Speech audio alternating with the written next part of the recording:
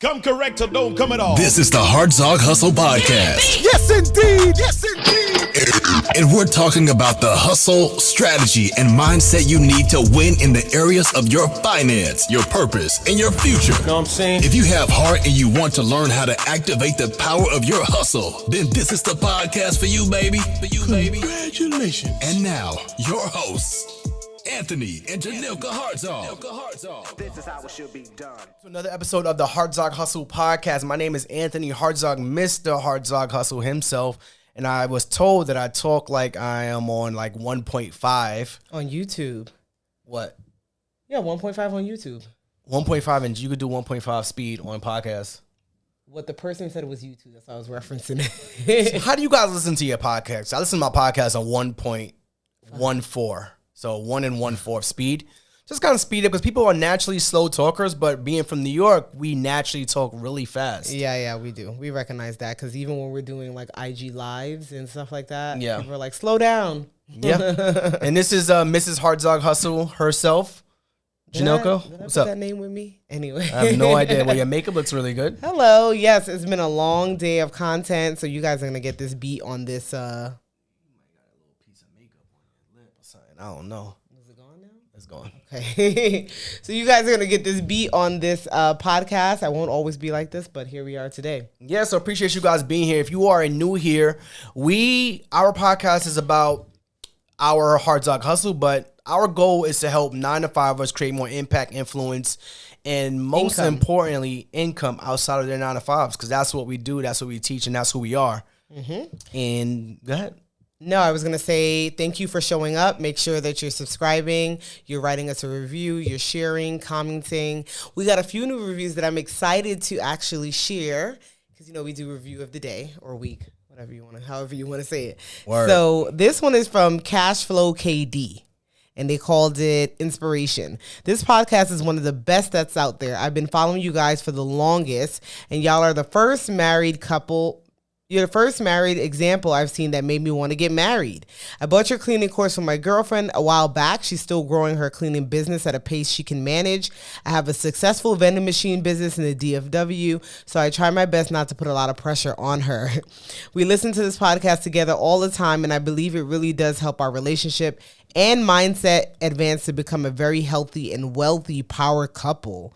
So thank you so much, Cashflow, for sharing that. Make sure you invite us to the wedding. But I'm excited for you, for your vending machine, excited for your girlfriend, for the cleaning business. Would love to hear, let us know in the DMs or email us about how that's going. So, yeah. Yeah, that's super dope because, number one, they're in Dallas. Shout outs to Dallas. And they are listening to us as a couple. And I think that's how I changed my mindset around a lot of things. It was listening to people who inspired me, listening to people who are doing things that I want to do, and most importantly, listening to things that are helping me grow and advance. So if you listen to those things together, then that's super amazing. So shout out to you guys for that and also leaving us a review. Today we're going to be talking about a topic that has been, it's been a little trending topic. A little hot, caliente. And I saw the term and I was like, what the hell is this? And we decided we're going to talk about it for a little bit. So yeah. The topic is quiet quitting. And I think the name is, what's the word I'm looking for? It doesn't really describe exactly what it means. But so I have up here an article that was written by, can't tell you right now. Bloomberg. Okay, Bloomberg. They started with closing your laptop at 5 p.m., doing only your assigned tasks, spending more time with family. Mm-hmm. These are just some of the common examples used to define the latest workplace trend of quiet quitting. And the question we have, the purpose of this topic is to find out if you have quietly quit on your employer. And just let me go on. Some experts say it should really be defined as carving out time to take care of yourself. So there's more that I'll read on as we go on, but yeah. So yeah, finding out if you quit on your job or quiet quitting is the term. That's the term. And this is like and I saw this article and I was like, what the hell is this? What are they even trying to say? So pretty much what they're saying is, and me and Janoko talk about this all the time, is like, you're the type of person who does their job and nothing more or nothing less. Mm-hmm. that term is called quiet quitting today. Because somebody said it and then it became a TikTok trend like everything else. So that's what they're calling it. And we've had this conversation because a few times when Anthony was still at his job, he would just say like, this person isn't excelling or doing more. And I'm like, some people don't want more. And that is okay. And that's not even in a negative way. They just want to come, do their job, get paid, and be out. They don't want to do anything else. And this is what they're calling quiet quitting. That's why I said that terminology, it's like, no, I'm doing my job. I'm not really quitting. I'm just doing my job. And somebody went on to say in the article, like, if you want people to do more, you should pay them more. Yeah. But what it reminds me of, you've seen, I haven't applied for a job in years now, but you've seen a job ad and at the end it says, not as needed, but it will say something like, and anything else, not anything else we request, but something along the saying that, like anything else we may need from you. So it's like, where do they draw the line of like, this is not in your job description or this is what we need at this time. So it's now in your job description. So that's the conversation that we have today. So are you quiet quitting? That is, so number one, I feel like, so let me go back to my 9 to 5 because I feel like that was the most applicable when this term, before this was a term, but this is most applicable to me in my life during that time. So I had many employees and I had different tiers of employees, I feel like. And even when you're interviewing people, your goal is to find out what type of employee they're going to be. But most of the time, you're not going to know until they start that role, not even until they start it, so they get comfortable. After the honeymoon phase is over, you're like, oh, yeah, you lied to me. This is who this is who you are. I didn't sign up for this. Gotcha. So at that point, it's too late. But you have different tiers of employees. So I was a type of employee, like, we're coming up on the anniversary of Hurricane Sandy in New York. And at that point in 2012, I just started my job in May. Hurricane Sandy was a couple months after that, right? And Hurricane Sandy was a huge hurricane in New York. Streets were flooded. There were trees on the ground. And I decided that I was going to, you remember that? I decided I was going to drive into work. I remember you saying that, yeah. And my drive took 3 hours to drive, which is a 45-minute drive normally. And it took me 4.5 hours to drive back. But I was the type. Risked your life. Yeah, that was a whole day driving to and from work. But the purpose was for me to show up and say, I did this. I went above and beyond in my job. Now, that's the super high-level person that's going to be gung-ho about everything. And then you have the person that I had, I'm not going to mention their name, but they had so much potential, but it's like, yo, 5 o'clock, I'm out. This is all I'm going to do. And that's literally, it was like, yo, you could do so much more. But it's like, hey, I just don't want to. And you always say you always said that those type of people, you got to be okay with having those type of people in your team. Yeah, because they're not doing anything wrong. Yeah. They're doing their job. You asked me, you have a job description. I'm fulfilling. I'm not doing anything wrong. I'm not doing anything less. I'm not doing anything more.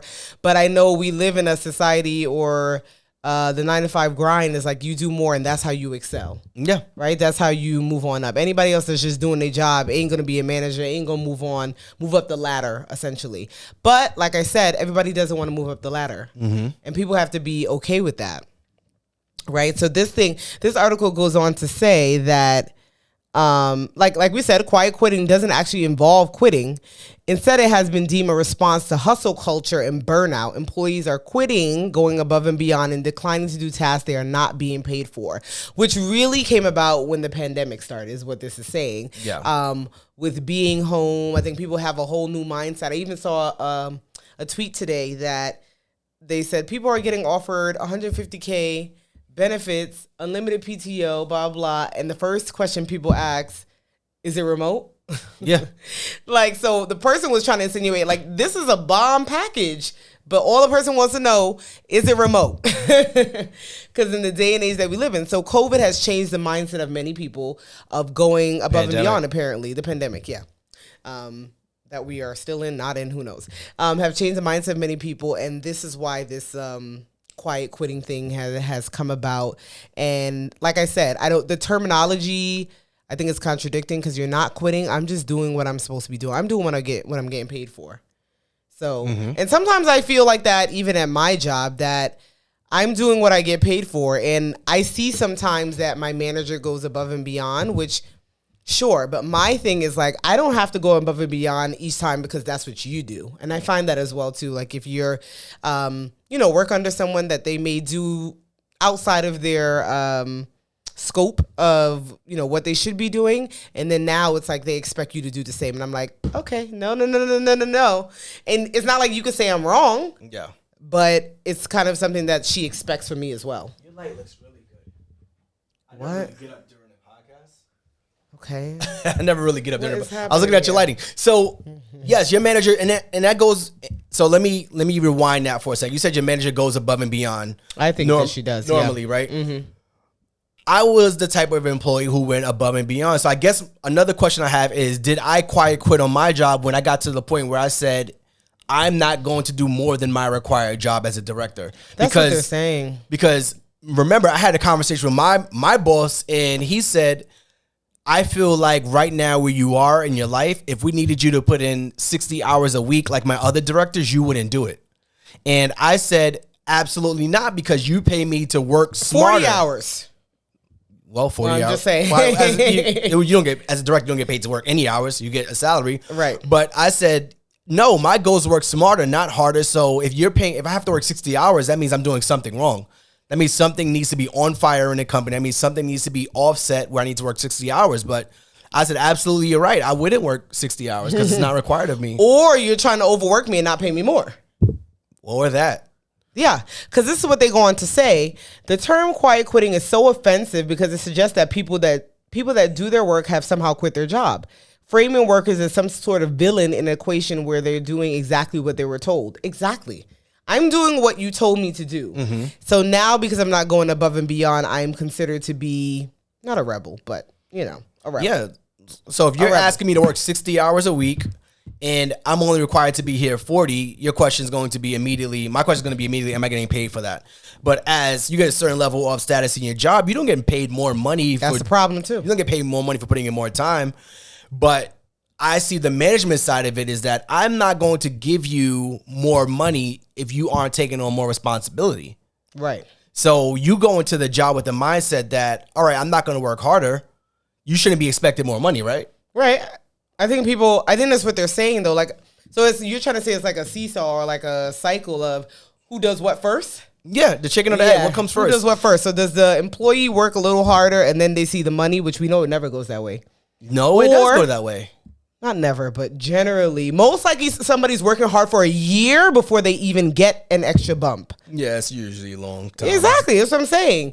Or does the employer say, hey, Johnny, I want you to do extra. We're willing to pay you $2,000 more a year for you to do this extra task. No. I'm just saying they could do that too. Normally comes after the task. So Exactly. you take on the response. Exactly. So let's say for a manager role at any company, you're not going to get offered a manager role unless you show manager experience, unless you show managerial rights, unless you show managerial initiative. Mm-hmm. So I'm not going to, and I always had this conversation with my employees too, is like, you want these promotions and these raises, but you ain't showing it. But you have to show me that if I give you that promotion to a manager, that you can handle it. Mm-hmm. Because now if I give you, and I understand both sides of it because I've been on both sides where even when I had employees who were older than me, I showed initiative so that my team could, my boss could say, all right, Anthony's showing initiative as a manager. He's going to take on more responsibility as a manager. I'm going to give him a manager's salary, pay, title, whatever it may be. Mm-hmm. But then I also see the other side of it is that I'm taking on more responsibility, more initiative, and I'm managing people who aren't even technically reporting to me. So now I'm going based off, hopefully you pay me more money. Hopefully you see my initiative. Hopefully you understand that I'm reaching for this role. So I think communication also has to play a big part of that too, where you have to be upfront about what your intentions are in business and at your job. A lot of people aren't doing it. They're just doing it hoping that this thing happens. I'm like, nah, I'm doing this with the intention of me becoming this. And I always was like that in my career too. But like you said, hopefully, because different companies, different strokes. I used to tell you that all the time. My company is a huge company, and it's just not the same as yours. Yeah. I could be working my behind off, and it could go a year, 2 years, and they're like, yeah, we don't got nothing for you. It's just not the same. And most big companies... You are talking way off your mic. Sorry. And most big companies operate that way. It's fine. You could talk to me. But your mic is My mic was too on the side? Way too on the side. Oh, I hope you guys heard me. They heard you. Okay. But most big companies operate that way. But I think also what the quiet quitting is doing, which people recognize during the pandemic, is having that work-life balance. Mm-hmm. That is what I think it's really describing. That's why they say quiet quitting, and that's why when I said the first definition, it was talking about like spending more time with your family. Yeah. Because work doesn't provide a work-life balance. I don't care what work talks about. I don't care if they have a workshop on yoga. I don't care if they have pizza in the house in the office. In the break room. I don't care if they have a bar that you guys are going to.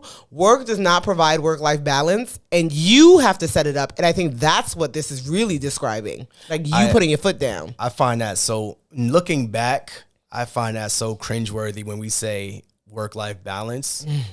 There is no work-life balance. Yeah, I just want you to work. I'm paying you while you're here. And I remember when we were. And I'm not down talking my job or anything, but it was looking back, it was just like I'm selling a dream that I know didn't exist as a hiring director. I'm selling a dream that I know doesn't exist, you know. And I tell people all the time is like, now I don't use the term like we're a family. No. A job is like a team, a professional team, a sports team. Yeah, your sports team, you may go to the bar with them, you may drink with them. At the end of the day, your job is not your family. This is not a family atmosphere. Forget it. This is not a family atmosphere. Your job is a professional team where we come together, we have a common goal, and our common goal is that championship. Our common goal is that playoffs. Our common goal is that task. So when I'm sitting there saying, you know, we're like a family, you know, we provide work-life balance, I'm absolutely lying out my teeth. Unfortunately, we don't provide it. You can take it. Well, you have to be a very black and white. And this goes back to the silent quitting too, because if you use that term with the type of person you have to be to create that barrier, we're going to say you're not a team player. If you come into work with that mindset, I'm pointing at your phone because that's what we were talking about. Yeah. If you're watching us on YouTube, make sure you subscribe to our YouTube channel, youtube.com/thehartrimony. And while we're here, we're going to take a commercial break. If you guys didn't know, we own a 7-figure cleaning business, and our goal is to teach you how to scale and start a remote cleaning business without cleaning any houses. We've done over $1 million in revenue. Our students have done over $4 million in revenue in an industry they know nothing about. Tap in. We're having a masterclass coming up. Link is going to be in the bio somewhere or the show notes. Check it out if you want to learn how we started and scaled a 6-7-figure cleaning business without cleaning any houses. Yes. So if you're the type of person who comes in with that silent quitting mindset mentality, we're going to automatically say this person is not a team player. This person is not here for us. This person may not get the job. So where does that leave you in your career? Well, some people, depending on the job, like your job, you had some silent quitters, if you will, and the job left them there. Oh, another thing is that, right? Yes. But hold on, the job left them there. They still were passing on their assessments. So the job just let them be. Yeah, they would just be overlooked for promotions, raises. They was at the bottom. At the bottom of their bonuses, things like that. Yeah, but they exist. I think every job, like you always say that everybody's not a leader. It's kind of the same thing. Like everybody's not a leader of your friend groups or your family. It has to be one person that takes initiative, and everybody sometimes just are there. And that's not a bad thing. It's just their role, because there got to be somebody like that.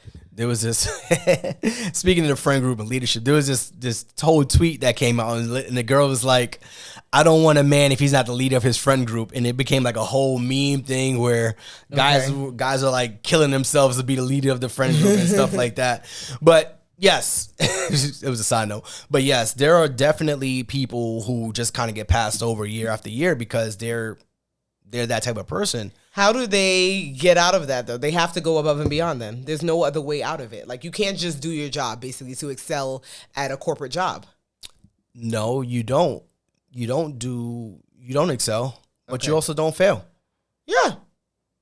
So you definitely go a couple years. I mean, do you got people like that on your team? Well, we probably can't say because you're still there, but you definitely have people like that in the corporate space where they're just totally fine with coming in. But you got to be okay with that as a manager or director, whatever your role may be, as a leadership in a company, saying that these are the leaders, these are the people we're going to continue to groom, and these are the people we're going to put the most amount of energy in. Yeah. And that's exactly what we did. We kept the most amount of energy, positive, negative reinforcement. We kept those people motivated. We kept those people highly compensated. We kept those people highly engaged, and we kept them moving up their career. And it reminds me, because I'm sure you guys have coworkers that you could think of right now. That you're like, oh no, he done silent quit since he started. Yeah, think about that. You got the person who comes in every day and they just chill, and you like, oh, how they still here? That's doing a job. Yeah, the how they still hear people is who you probably say. And even we all got those. And even in one of our businesses, we just had a conversation with some of our team members, and it was like, listen, it's also a challenge too, because we're talking from a 9-to-5 perspective, but then also somehow from the business owner perspective, where we've had people in we our own the business, and then we worked for the business. So of course you understand on the 9-to-5 side when you have people on your team that's like, you like, how are they still here? And then when you're the business owner, you're like, wait, these people don't need to be here. Because you're like, I only want people on my team who's going to take initiative. I want people who's going to care. And we had to have a candid conversation with someone who's like, listen, if you don't want to be here, let us know that, and that's totally fine. But how many people really have the balls to tell their boss, like, yeah, I don't want to be here? I did. Okay, you are one. There's billions of people in the world. What the hell? Shout out to Tone. You know what I mean? There's billions of people in the world. Shout out to Tone. I did that, yo. A lot of people, but you also are in a financial space that you can do that too, right? Yes, definitely. So if you're not in that type of predicament, you ain't saying nothing. Nah. You're like, yeah, no, I love it here still. But the conversation was like, listen, we understand life happens. We understand people grow out of love with their job, but you could definitely see a shift. You can see a shift when you want to be here and when you don't want to be here. You can see a shift, and that's when it becomes an issue. I think as an employee, if I'm an employee, I ain't gonna let my job know that I don't like it here no more. I'm gonna still do what I need to do. Well, but a lot of people don't do that, and you start to see a shift, and you're like, okay, you don't want to be here. Might as well get another job. Time to move on. Well, yes, I agree with you. And I mean, we can say the same thing about me. When it came time, I was like, obviously Anthony doesn't want to be here. Yeah. So you got to make the decision as a person. Are you the person who silently quit your job? If so, we need to know. It sounds like those commercials. Are you the one that got ran over by a truck? Please contact us. Make sure you text the number. I silently quit. Yeah, so we could what is it? Some legal action, whatever the case is. But it was something else I was saying. Just the work-life balance, and we were saying that the jobs don't provide it for you. So outside of maybe silently quitting, how do you make sure that you maintain that work-life balance? How do you make sure that you have it? If you're not getting it at work, if you're like working, or obviously jobs say they want that for you, but they don't. So how does someone have that work-life balance? You don't. You never can have work-life balance? I don't think you have work-life balance because there's a role. The role requires you to put in extra hours and you sign up for that. It is what it is at that point, right? But the other reason why you probably never have work-life balance, now that I think about it, is because you do 40 hours at work. How many hours do you do for yourself generally? We do 5 days at work usually, okay? And then we have 2 days to ourselves. Yeah, you got 2 days to yourself. If you work 9 to 5, you get home.